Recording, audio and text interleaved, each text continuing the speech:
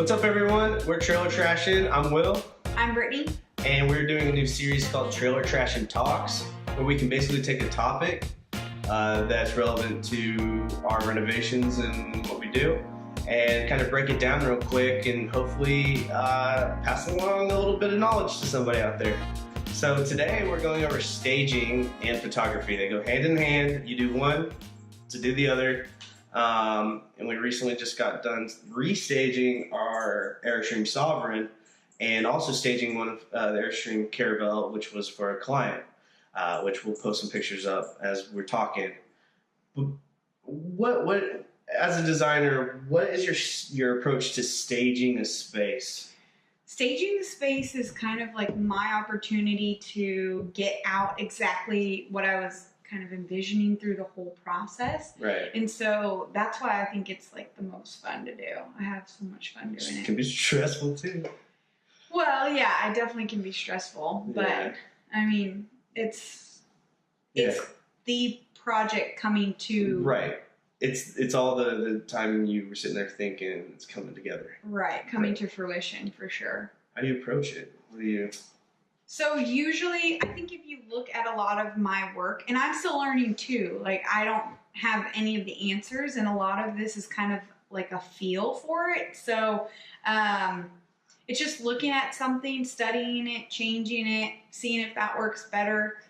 And like I said, yeah, it's a lot of it is feel.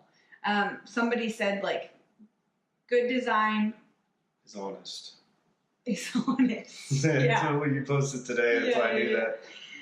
But also, like, people recognize bad design, you know? So Right. it's Yeah, it's hard to do Good good design, design. but it's easier to recognize a bad design. right. Yeah. So That's a good anyway. point. Good point. But some of the staging tips that I go off of, and if you listen to this list and then look at my photographs, I think you'd be able to tell that, is number one, using varying heights in the objects that you have in the space. More specifically, if you look in the Caravelle, there is like this tray that's 3 levels. That was bought specifically because I had in mind of using it opposite of a lamp. And Right. so I knew the lamp had some height. I needed more height on the other side, but not quite as large or as grand a scale. Yeah.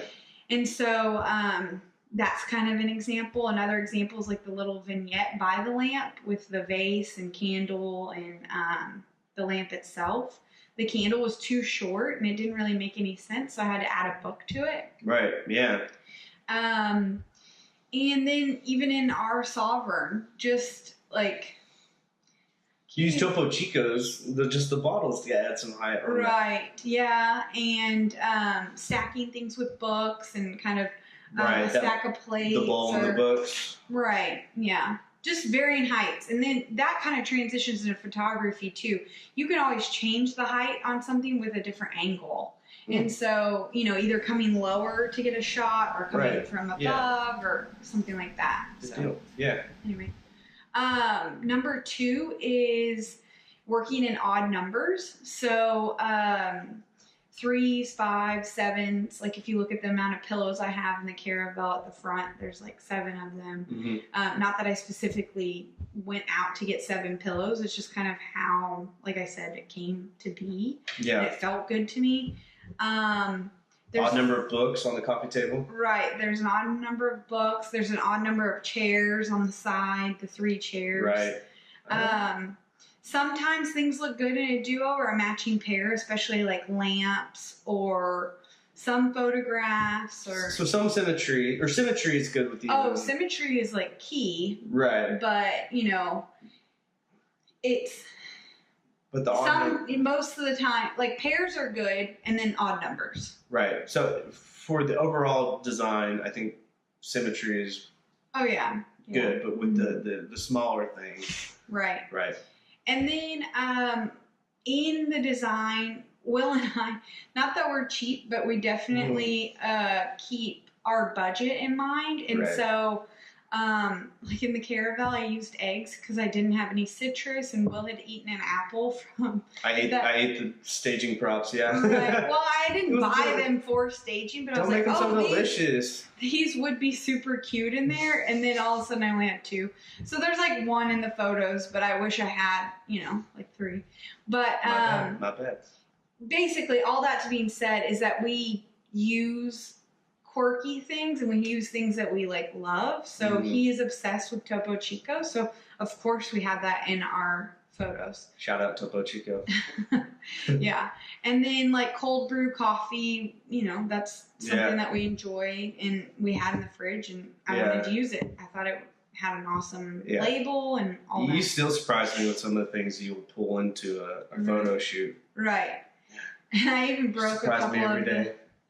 Yeah. I broke a couple of the eggs. So that was interesting. I don't know if I'll use eggs again, but, It was good. It had its season. Yeah, it had its season. But some of you out there might. Yeah. All right. Just maybe hard boil. I don't know. Plants are number 4 that I really like to put those into the space. I think that they add a lot of life.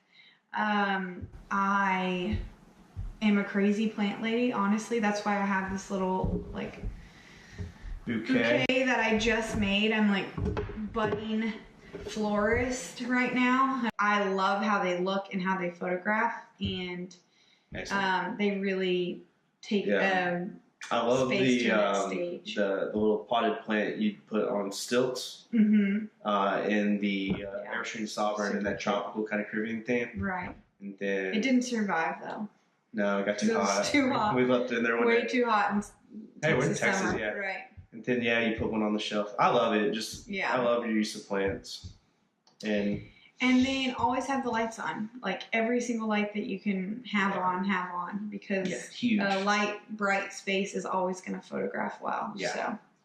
And if you forget to bring a lighter to light the candle in your shots, I found out that you can Photoshop a flame in place and do a pretty good job. Pretty good job, yeah. Pretty good. It was bothering me that they weren't lit, but he did come up with a good solution. So awesome. Anyway. So those are the staging tips. Do you have any photography tips before we go? A few photography tips is if you can get somebody to help you. Having someone that runs in and fixes things during the shoot is awesome. Somebody that can kind of like jump into the frame and you tell them like tweak this here, move this here. Doing that on your own, I did this with the caravel, and it is like pretty hard to do. Again, it's all about angles. It really is. Like taking a shot and just wanting to focus on and highlight the best things about it, and then editing it through your movements to get the best photo. Yeah, makes sense. So like, these Airstreams are vintage and they're beautiful, but they have things that you don't necessarily want to see, like power boxes or outlets or vents, Yeah. So kind of using your space with you and moving around to get those things out of frame. Awesome. Nice work, dude. Awesome. You're so good at this. I love it. Sorry, I was just bragging on her. Anyways. So that was Trashin Talks, and we just covered staging and photography. If y'all have any comments, questions, or even tips for us, please put them in the comments below or hit us up on Instagram. We'd love to hear from you guys. Yeah, we love the feedback, and we love to talk to you guys. All right, so next time.